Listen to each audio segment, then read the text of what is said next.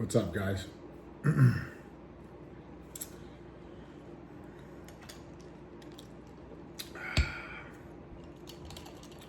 little lemon water,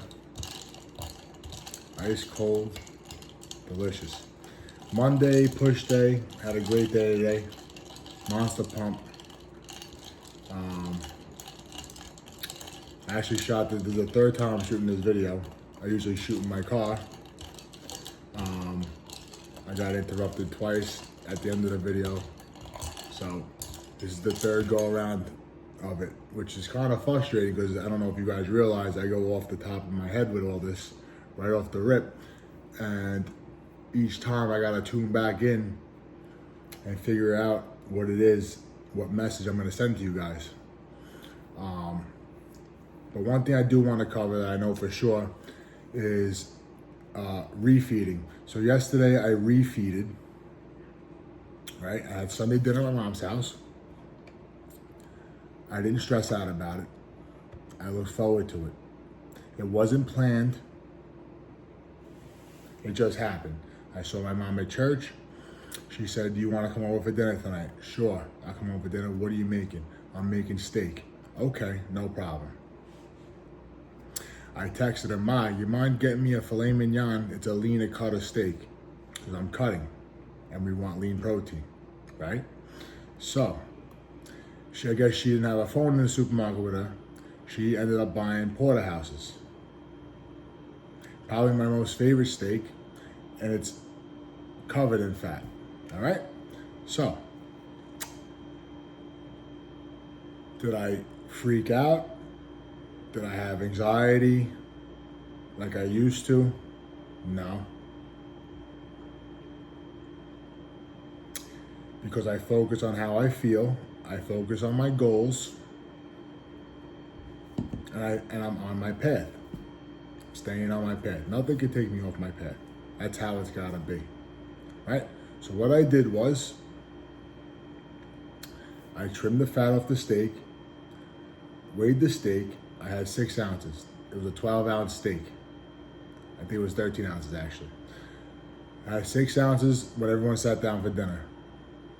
Okay? Now, when I refeed, I'm gonna overeat on protein and vegetables. I'm not gonna overeat on starchy carbs, sugary carbs, or fat. Okay? That's how we get in trouble. You're gonna overeat on the protein and the vegetables, the fiber. Okay?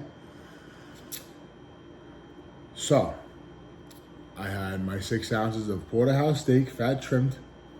I had probably 2-3 cups of mushrooms and onions that my mom was so kind to make without oil for me. I had about maybe 8 to 10 stalks of asparagus, right? And that was it, right? So 2.5 hours later, everyone goes to sit down to have dessert. We got fruit, we got Greek yogurt, we got granola. What did we have? There was like cookies and stuff, but no one really ate those. When we sat down to have dessert, I had my second helping. So now I had the rest of my steak. That was my steak, right? And some salad that was left over, right? So I ate my steak, no limits, all right? I ate all my vegetables, no limits. And it was a great time, a great experience. There was no, like it used to be, where it was ridden with anxiety and what's gonna happen and am I gonna break? There's no breaking. It's not an option. It's non-negotiable. You know why? Because I drew my boundaries. So that's what I want to get into. Draw your boundaries. Draw your boundaries to yourself and draw your boundaries to others. When it comes to physical boundaries, you're not overeating. You're eating the right foods. Honey, we're not buying candy anymore. Honey, we're not buying these pastas anymore. We're not buying these breads anymore. I'm not eating this. I'm getting in shape, honey. Tell your wife this. Sorry, kids. Daddy doesn't eat candy. Tell your kids you're getting in shape. So when you're thinking about running to the fucking fridge for a brownie, you look at your kids and you say, oh, I'm not keeping my word to them. When you draw your boundaries to yourself and acknowledge them, you're walking a path.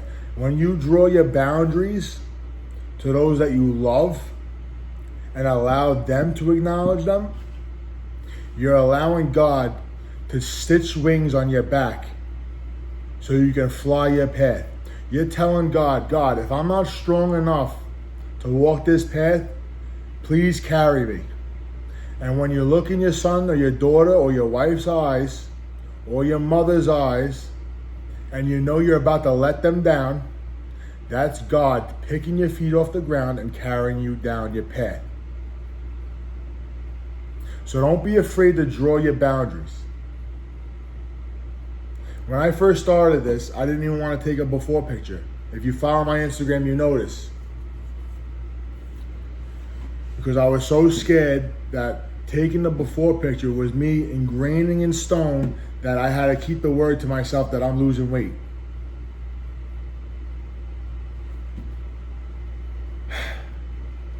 The picture I put up, I was already down 10, 12 pounds. I was a fucking ginormous fucking animal. I looked decent in that picture.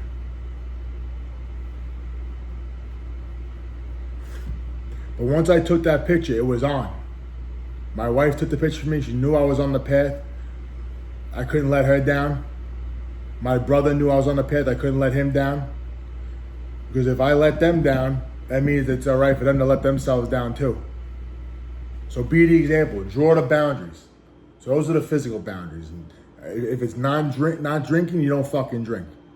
If it ain't overeating, you don't fucking overeat. Smoking, cursing. I curse. It's not really something God told me to stop doing yet. But whatever it is that's physically haunting you, draw the line in the sand and don't cross it. Now, spiritually, stop talking to yourself like a piece of shit. That should be the number one boundary you set right now in your spiritual world. Stop talking to yourself like a piece of shit. Because what you put in is what you're going to give out. Do you want to be a piece of shit to those around you? No. I know you don't, and you know you don't. So why do you talk to yourself like that? You gotta mold your subconscious mind. The subconscious mind is the most moldable when you are uncomfortable. So when you're uncomfortable, those are prime times to start intentionally talking to yourself. When you wake up in the morning, tell yourself, you're a beast, you're up. You're a beast, you're up. You're wide awake, you're up, kid, get up, you're up. That's what I used to do until my feet hit the ground. I'd lay in bed, 2:45, my alarm dings off when I was going to the gym in the morning. Sitting there like this, you're up, you're up, you're up. So tempted to go back to sleep, you're up. Telling myself I'm up. And somehow my feet hit the fucking ground. When you're starving, acknowledge that you're starving. It's okay to be starving. When you're starving, you're burning fat. That's the goal. So learn to love being hungry. Tell yourself I'm strong, I'm healthy, I'm burning fat, I'm doing the actions necessary to achieve my goals. I'm willing to do what others won't. Tell yourself these things intentionally. And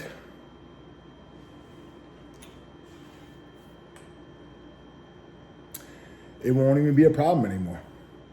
These things that I'm talking about are only problems because we're acknowledging them as problems. Hunger isn't a problem. Waking up early isn't a problem. It's only a problem because your subconscious mind is registering it as a problem. And never be ashamed of your boundaries. Don't ever be ashamed of your boundaries. You go to a party, oh, why aren't you drinking? Come on, have a beer. Say, why? You don't have to explain yourself. Why are you drinking? Are you happy? That's all you gotta say back. You're happy drinking? Okay. You gotta explain yourself. Don't be ashamed of your boundaries. People are gonna try to put you down more because they see someone they know walking a path that they were too weak to follow. Because you're willing to do what they won't. So stay by these boundaries. Draw them. Acknowledge them. Let those you love acknowledge them. And then stand by them proudly. Because the higher calling put those boundaries there for a reason in your heart. When you follow these boundaries and you don't break, you become your higher self. And over time, your higher self becomes your best self. I love you guys. I believe in you guys. Keep it going and listen to that higher calling.